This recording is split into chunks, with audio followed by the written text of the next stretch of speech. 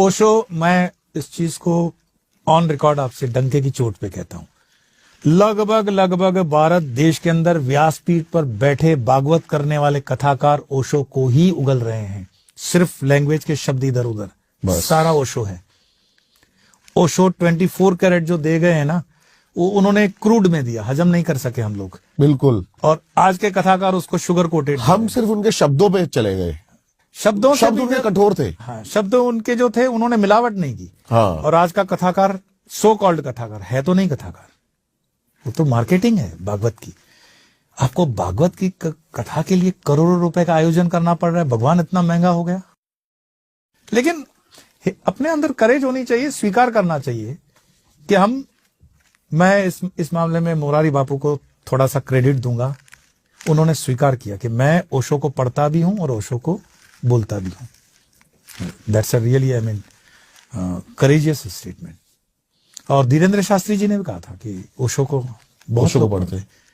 मतलब सदगुरु को आपने सुना कभी? एक अच्छे संत हैं, बहुत अच्छा काम कर रहे हैं। उनकी बातों में भी ओशो झलकते हैं काफी हद तक। मैं नाम न लूं, मैं कहा कि आप मुझे वो बताओ जिनकी बात में ओशो नहीं झलकते हैं। और मेरा सौभाग्य रहा कि मैं जवानी में अपने स्टूडेंट लाइफ में उनसे मिला हुआ हूँ, ओशो से। उनकी ऑरा को मैंने पिया है, पचाया है।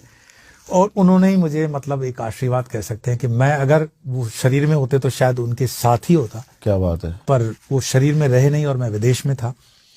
बट मैंने कभी भी इस चीज को डिनाई नहीं किया है कि ओशो को मैं उतना ही सम्मान देता हूं जितना सनातन के बाकी संतों की परंपरा में हो। क्या आज वो धरती पे है? शरीर के अंदर नहीं, ओशो विचारों में तो है। ओशो आने वाले 1000 साल बाद और डबल स्पीड से आगे बढ़ेंगे। ये बिफोर टाइम के व्यक्ति हैं, काल से पहले पैदा हो गए। यही कृष्ण समृद्धि की शुरुआत है। उन्होंने जो कृष्ण को एक्सप्लेन किया है कि 5000 वर्ष पहले पैदा हो गए कृष्ण। ओशो अगर 100 साल बाद पैदा होते ना तो उसको सहज रूप से लोग स्वीकार करते, इंक्लूडिंग आज भी अगर होते तो उसको स्वीकार हो जाते।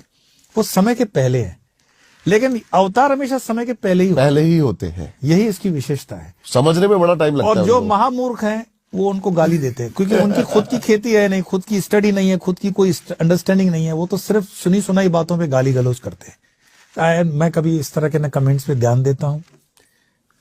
संत जो होता है ना, वो अपनी ही दूरी पे चलता है और अपनी ही धारा पे चलता है।